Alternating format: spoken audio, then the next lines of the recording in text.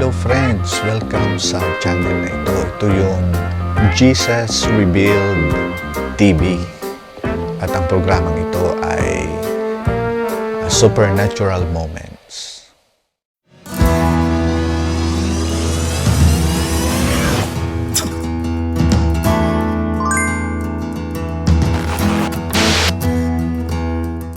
At ako po si Bishop Larry Gracilla.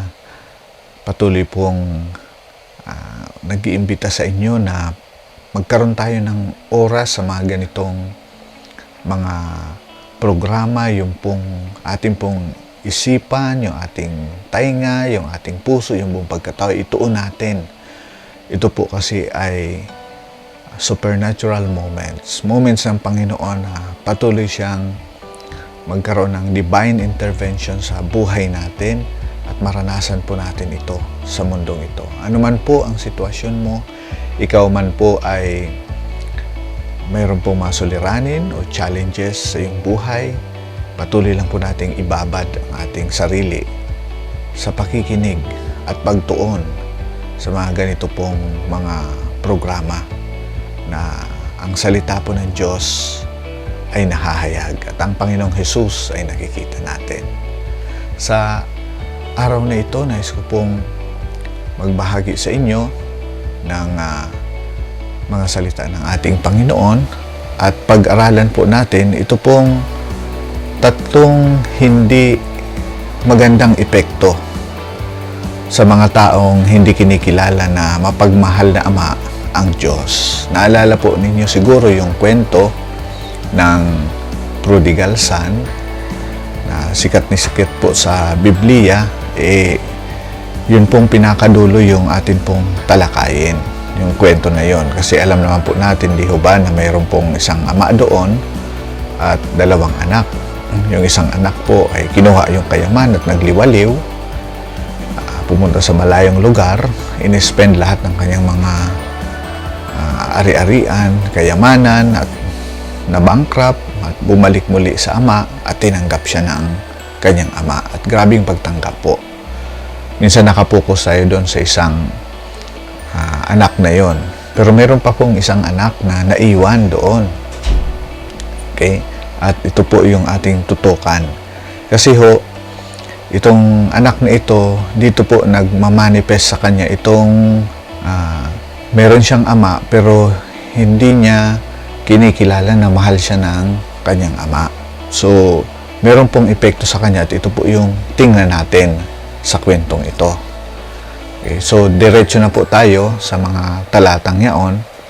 No? Actually, ito po yung tatlong nakita ko po na epekto sa isang tao na hindi niya kinikilala na yung Diyos ay isang mapagmahal na Ama. So, ang una po ay hindi niya maintindihan ang pagpupuri sa Diyos. So, hindi niya maintindihan yung language ng praise. So, sabi nga po dito sa Luke chapter 15, kasi ito po yung kwento ng prodigal son, yung dulo na po. Ang sabi po dito sa 25, no? 15:25, now his older son was in the field. Okay? Yun yung isang anak na naiwan. Nang bumalik po yung bata na nagwaldas ng kayamanan na tinanggap pa rin ng ama.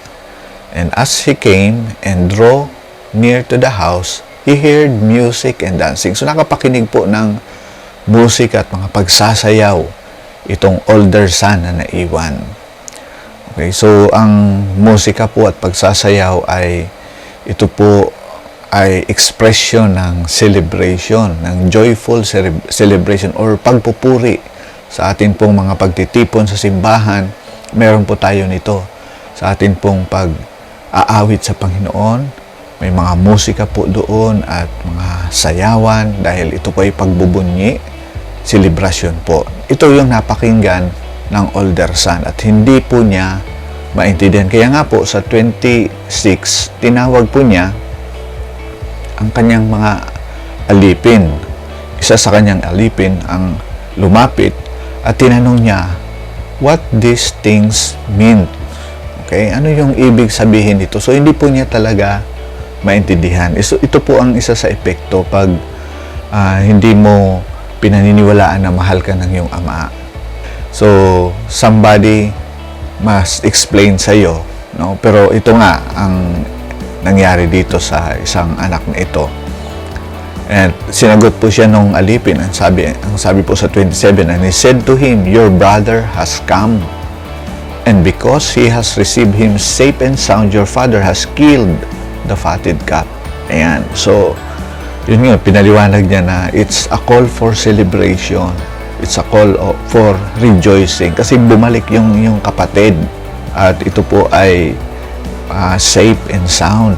No? At saka, ang ginawa po nga dito, sinabi nung alipin sa kanya na nagpapatay ng matabang baka yung inyong ama. Ang sabi po ng ilan, ito raw po ay ginamit para sa celebration. Hindi po actually, sa ilan pong mga pag-aaral, ito pong pagpapatay sa matabang baka ay ginamit po ito as an offering sa community, na ibig sabihin ang anak po ay muling nabuhay at muling bumalik at tinatanggap po ng ama, ng pamilya o ng komunidad. Yan po yung ibig sabihin nitong pagpapatay ng baka. No? It is actually used as an offering to God. And dito sa 28, ang reaction po nung older brother na ito ay nagalit, no? Imbis po na sumabay po doon sa pagpupuri, sa pag-aawit o sa pagsasayaw, sa kasayahan, nagalit po siya. At napakaganda rin po naman ang response ng ama. Kaya nga po, makikita po natin dito kung gaano po yung pong karakter ng ama na sobrang mapagmahal. Ito po yung Diyos natin. So, sabi dun sa 28, therefore his father came out and pleaded with him. So, yung ama pa ho, yung nag-reach out sa batang ito. So, yun po yung kung anong klaseng Diyos meron tayo. Anong klaseng ama na meron tayo. Okay? So, ito po yung unang magiging epekto pag hindi mo tinatanggap o hindi mo pinaniniwalaan na yung Diyos na ating ama ay isang Diyos na mapagmahal. Hindi mo maintindihan ang pagpupuri sa Diyos. Hindi mo maintindihan ang selebrasyon. Hindi mo maintindihan yung acceptance at wala ito sa iyo yung magpupuri ka sa Panginoon. Kaya nga minsan po nabanggit din po ng Panginoon na sa kanyang mga salita, sabi niya, pinupuri niyo ako ng iyong mga bibig pero ang iyong puso ay malayo sa akin. So minsan po pwede tayo nandun sa loob ng simbahan, nagpuri tayo sa Panginoon pero malayo yung puso natin sa Panginoon. Kasi nga po hindi po natin pinaniniwalaan na mahal tayo ng Diyos. So, encourage ko lang po kayo na simulan po nating paniwalaan yung pagmamahal ng Diyos Ama sa ating mga buhay. Ito po yung unang rason na hindi maintindihan ang pagpupuri sa Diyos. At ang pangalawa po ay pinagmamayabang ang mga ginagawa niya kapalit sa gusto niyang makuha sa Diyos. Ito po yung pangalawang epekto. So, yung ipinagmamayabang mo yung sarili mong sakripisyo, pagpapagal, yung pagpapawis, yung mga ginawa mo para lang masabi mo na karapat-dapat ka sa mga bagay na nandun sa Diyos na mapasayo. No? Okay? At ito po ay makikita din po natin dito sa Luke 15:29 na ang sabi nga po ng older brother na ito sa kanyang ama, nang lumabas yung ama at ni-reach out siya. Sabi niya, and so he answered and said to his father, "Lo, this many years I have been serving you." Pinaglilingkuran kita ng maraming taon, hindi kita iniwan, hindi ako gaya ng kapatid kong yan na nagliwaliw at nilostay ang kayamanan. No? Ako nandito sa iyo, naglilingkod ako sa iyo, nagpapakahirap ako sa iyo. No? So, yun po ay isang bagay na dapat nating maunawaan na ang totoo lang po, no? Yung pong lahat ng sa Diyos ay sa atin na. Yung lahat ng sa kanyang ama ay nasa anak na, pero nandun siya sa piling ng kanyang ama, naglilingkod siya, nagpapakahirap siya para makuha niya yung mga bagay nun samantalang sa kanya na yon. Hindi na ho kailangan ng gagawa ka pa ng isang bagay para mapagbayaran mo. Sa'yo na yon. Okay? So, ito yung pinagmamayabang nung older brother. I have been serving you. Pero the truth is, yung mga bagay na pinaghihirapan niya sa kanya na yon. Hindi niya na dapat ipangalandakan pa yung mga ginagawa niya, yung mga sakripisyo niya. So, kung hindi mo nakikita na mahal ka ng Diyos Ama, ito yung kaisipan mo. No? Ang tutok mo ay sa sayong sarili, ikaw ay patuloy na magmamayabang. No? Sabi nga doon, I never transgress your commandment. Hindi ko sinalungat yung kautusan mo. Ayan, grabe.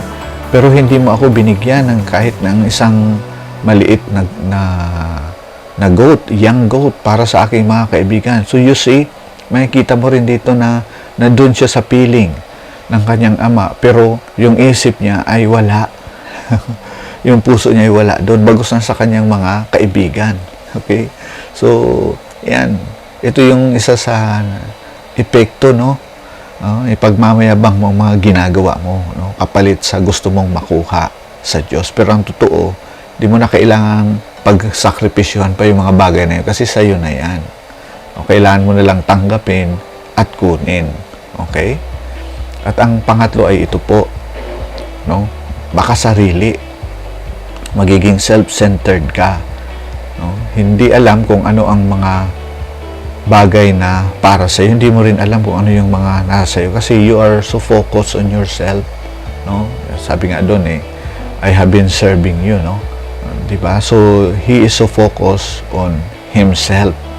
So, pag hindi ka naniniwala na mahal ka ng Diyos Ama sa langit, ang focus mo ay sa sayong sarili.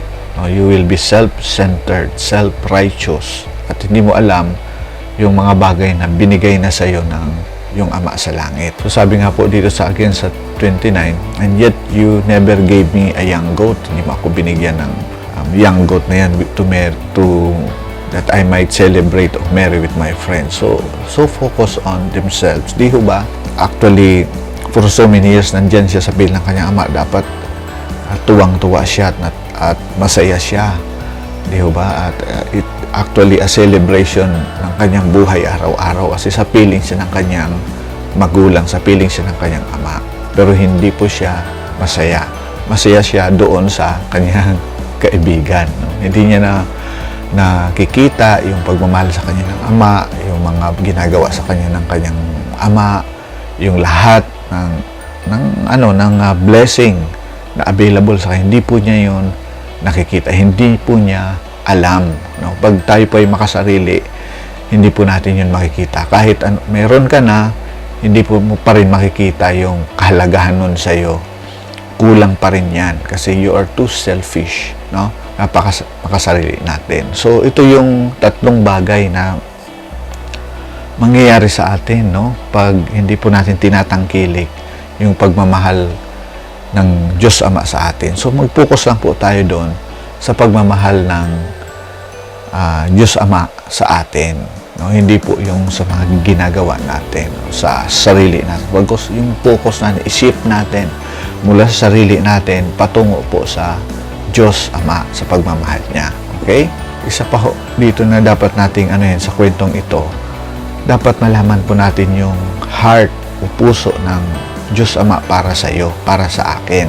Sabi po dito sa verse 31, and he said to him, Son, you are always with me. Ito yung sinabi ng father doon sa parable ng pinuntahan niya yung anak. Sabi niya, nakita kasi niya yung lahat ng reaction ng older brother. Pero ang sabi niya, palagi kang sa akin, you are always with me. Yung companionship, yung palaging nandun yung ama sa kanya, hindi po niya ma-recognize yun. No? Pag hindi ka naniniwala na mahal ka ng Diyos Ama, hindi mo ito ma-recognize na kasama mo palagi ang iyong ama. Hindi ka niya pinababayaan. So, alam naman po natin na yung ama, ang gusto niya ay palaging maging masaya ang kanyang anak, maging maayos ang kanyang buhay, na ma-bless ang buhay ng kanyang anak. Ang ama po, ang desire niya sa kanyang anak ay para sa ikabubuti. No? Kaya ito yung sabi ng amang ito, you are always with me. Okay? Ito yung puso ng Ama para sa atin. At ang sabi pa rin niya dito, all that I have is yours. Lahat ng sa akin ay sa'yo. No? Just imagine kung gaano kakayaman, kung gaano ang source na meron ka, na lahat ng sa Ama ay sa'yo rin. No? Hindi mo na kailangan paghirapan, hindi mo na kailangan pagtrabahuan. Sa'yo na po yan. No? Kailangan lang po nating maniwala na mahal tayo ng ating Diyos Ama. Okay? So, sabi sa 32, and it was right that we should make merry and be glad. Yun, sabi nga ng Ama, tama lang na mag-celebrate tayo kasi bumalik yung kapatid mo, nawala siya, nakisumpungan natin, parang namatay siya pero nabuhay siyang muli. Okay? So, ang puso ng Ama ay celebration, na maging masaya, na isa tayong pamilya. Okay? So, ito yung mga matututunan natin dito sa Prodigal Son.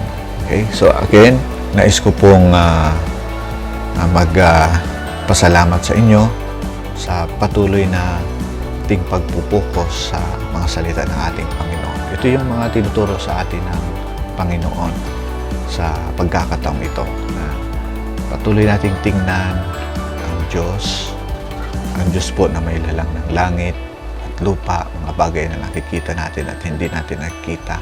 Makapangyarihan. Siya yung punot dulo ng lahat. And yet, siya po ay ating Ama. At hindi lang po basta Ama, isang mapagmahal na Ama. At kung ikaw man po ay merong bad experience sa iyong Ama dito sa lupa, hindi po ganyan ang Diyos Ama natin. Sobrang mapagmahal po siya. Kung hindi ka po nakakaranas ng pag-ibig ng Ama dito sa lupa, meron po tayong Ama sa langit na handa pong iparana sa iyo ang kanyang pagmamahal. Kailangan mo lang buksan ang iyong puso at isip at tanggapin ang pagmamahal na ito. Mahal na mahal ka po ng Diyos Ama. Actually, meron siyang isang anak, si Jesus Christ. Kaisa lang po yung anak niya, pero ngayon po marami na rin siyang anak. Dahil rin po, hindi niya pinagkait ang kaisa-isa niyang anak sa atin, binigay niya.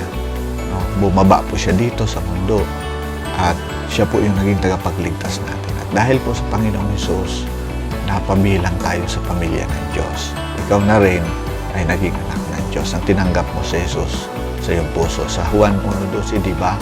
Ang sino mang tumanggap sa Panginoon at naniwala sa Kanya, kay Jesus Christ, ay binigyan ng karapatang maging anak ng Diyos.